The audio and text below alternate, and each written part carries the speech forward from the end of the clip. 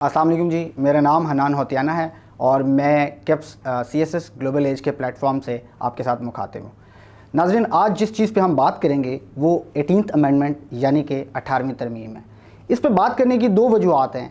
पहली वजह तो ये है कि नाउ डेज़ ये एक टॉक ऑफ टाउन है, और सेकेंडली अगर हम देखें तो हमारा जो 2022 का पेपर है CSS का, पाकिस्तान अफेयर्स का, उस पे इस पर प्रॉपरली एक क्वेश्चन आ चुका है, तो इसलिए इस पे बात करना बहुत अहम है। हम कॉन्स्टिट्यूशनल अमेंडमेंट की जब बात करते हैं तो पहले हमें देखना पड़ेगा कि व्हाट इज़ अ कॉन्स्टिट्यूशन, आइन क्या है। तो कॉन्स्टिट्यूशनल जो अमेंडमेंट है उसको समझने के लिए कॉन्स्टिट्यूशन को देखना अहम है। तो कॉन्स्टिट्यूशन होता है जी सुप्रीम लॉ ऑफ लैंड, किसी भी जगह का सबसे जो अहम कानून होता है उसको हम आइन कहते हैं। और पाकिस्तान के अंदर देखें तो कॉन्स्टिट्यूशनल अमेंडमेंट के लिए एक रिगरस प्रोसेस जो है वो हमारे आइन में बताया गया है, और वो ये है कि हमारी पार्लियामेंट से 2/3 मेजॉरिटी के साथ वो पास होगा। हर जो बिल है, हर जो चीज़ है वो उसमें नहीं होती, लेकिन कॉन्स्टिट्यूशन के लिए ज़रूरी है कि अगर हमने एक नुक्ता उसमें आगे पीछे करना है, एक नुक्ता और ऐड करना है, या उसमें से एक नुक्ता निकालना है, तो उसके लिए हमें पूरी एक प्रॉपर कॉन्स्टिट्यूशनल अमेंडमेंट करनी है। नाज़रीन, अभी तक हमारे कॉन्स्टिट्यूशन में ऑलमोस्ट 25 से ज़्यादा अमेंडमेंट्स हो चुकी हैं, लेकिन इन सब में सबसे जो अहम अमेंडमेंट है वो 18th अमेंडमेंट है। उसकी भी जी दो वजूहत हैं। पहली वजह यह है जी कि इसको हम मिनी कॉन्स्टिट्यूशन यानी कि लैंडमार्क कॉन्स्टिट्यूशनल अमेंडमेंट भी कहते हैं। उसकी वजह यह है कि हमारे आइन में टोटल जो आर्टिकल्स हैं वो 280 हैं, और उनमें से 102 articles were amended in 2010 when this amendment was passed। ठीक है जी। और दूसरी इसमें इंपॉर्टेंट चीज़ ये है कि इस अमेंडमेंट ने हमारी जो फेडरल स्ट्रक्चर है उसको चेंज किया है, तो इसलिए इस अमेंडमेंट को पढ़ना बहुत ज़रूरी है। अब हम इसमें से कुछ देखेंगे कि कौन सी अहम चीज़ें हैं जो इस कॉन्स्टिट्यूशनल अमेंडमेंट के साथ अमेंड हुई हैं। 3 मेजर आर्टिकल्स हैं उनमें ऐड किया गया। Article 10A, article 19A right of information, and article 25A जो कि हमें कहता है कि एजुकेशन फॉर ऑल की बात करते हैं।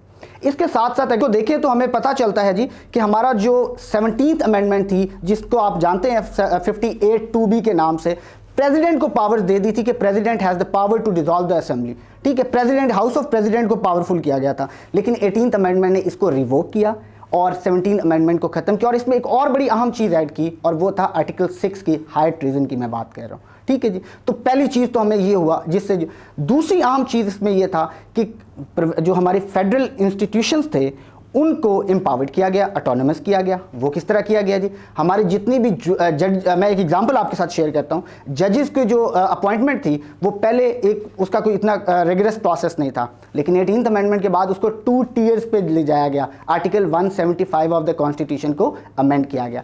उसके बाद जी है जी हमारे जितने भी पावर्स थी फेडरल गवर्नमेंट के पास, उसको डिवॉल्व करके प्रोविंसेस को दिया गया, और ये बहुत बड़ी चीज़ थी जो for the first time in the history of the land of pure, I mean the Pakistan, उसमें ये हुआ कि फेडरल गवर्नमेंट ने अपनी पावर्स जो है वो दे दी प्रोविंसेस को, और उसमें गालबन 46 डिपार्टमेंट्स जो थे वो ट्रांसफ़र हुए थे from the federal government to provincial government. तो ये एक बहुत बड़ी चीज़ थी, और उस वक्त की जो प्रेसिडेंट थे, प्रेसिडेंट जरदारी, वो इस चीज़ का बड़ा क्रेडिट लेते थे कि मैंने अपने ही जो है पावर्स वो डिवॉल्व की प्रोविंसेस को। उसके बाद एक अहम चीज़ ये थी कि प्रोविंसेस को एक ऑटोनॉमी दी गई आर्टिकल 167 के तहत, कि वो अब जो प्रोविंसेस हैं वो डायरेक्टली किसी बाहर की इंटरनेशनल फाइनेंशियल इंस्टीट्यूशन या किसी दूसरे मुल्क से वो लोन डायरेक्टली ले सकते हैं।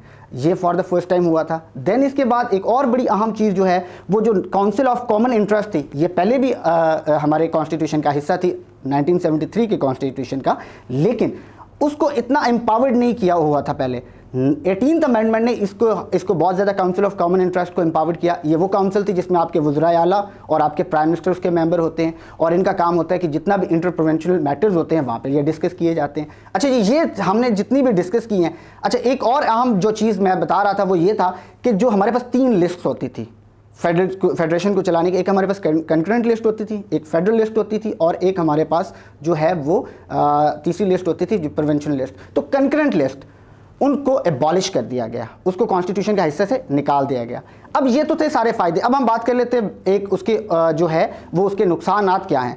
सबसे पहला नुकसान अगर हम देखें जो इस पर बड़ा प्रॉब्लम बना हुआ था वो ये है जी कि कॉन्स्टिट्यूशनल अमेंडमेंट जो 18th अमेंडमेंट थी, इसने सबसे ज़्यादा टैक्स कलेक्शन का प्रॉब्लम क्रिएट किया है। किस तरीके से प्रॉब्लम क्रिएट किया है कि प्रोविंसेस और जो फेडरेशन है ये अभी तक उस कंसेंसस नहीं ड्रॉ कर पाती कि कौन सा टैक्स किस तरीके से कलेक्ट किया जाएगा। तो मैकेनिज्म ऑफ टैक्सेशन पे ये बहुत बड़ा प्रॉब्लम था। सेकंड जो मैं समझता हूँ इसका प्रॉब्लम है वो ये है जी कि नेशनल लेवल की कोई पॉलिसी जो है वो फेडरेशन अब नहीं, फेडरल गवर्नमेंट नहीं चला सकती। उसकी वजह क्या है, आपके पास मैं एग्जांपल देता हूँ कि सिंगल नेशनल करिकुलम की एक पॉलिसी लाई गई थी। पिछली जो गवर्नमेंट थी पीटीआई लेड गवर्नमेंट, उसने एक सिंगल नेशनल करिकुलम लेके आया, लेकिन उसको सिंध ने इस बात से जो है वो निगेट कर दिया था कि प्रोविंसेस आर ऑटोनोमस और प्रोविंसेस जो है वो अपना उस पर करेंगे, जिसकी वजह से वो एक पॉलिसी जो है वो फेल हो गई थी। ठीक है जी। इसके अलावा जो है वो फिस्कल स्पेस का बहुत ज़्यादा प्रॉब्लम है फेडरल गवर्नमेंट के पास कि अब एक फिक्स्ड मैकेनिज्म है। 7th जो एनएफसी अवार्ड था, नेशनल फाइनेंस कमीशन अवार्ड था, उसके तहत एक फिक्स्ड अमाउंट है। अब फेडरल जो गवर्नमेंट है वो अपने टैक्सेस को आगे पीछे नहीं कर सकती। उसके पास नॉन डेवलपमेंट बजट जो है वो उसमें ज़्यादा होता है और डेवलपमेंट बजट उसके पास बहुत कम होता है, जो कि एक बहुत बड़ा प्रॉब्लम है। Last but not the least वो ये प्रॉब्लम है कि बलूचिस्तान के बहुत ज़्यादा कंसर्न्स हैं इसके ऊपर, क्योंकि बलूचिस्तान का पॉइंट ऑफ व्यू है कि आप जो है वो ऑलरेडी डेवलप्ड थे सारे प्रोविंसेस, हम लीस्ट डेवलप्ड थे, लेकिन अब हमें एक फिक्स्ड अमाउंट मिलेगी, उसी में हमने गुजारा करना है। तो ये सारे प्रॉब्लम थे जो आपके साथ डिस्कस करने थे, लिहाजा ये सारे प्रॉब्लम हैं। Thank you so much.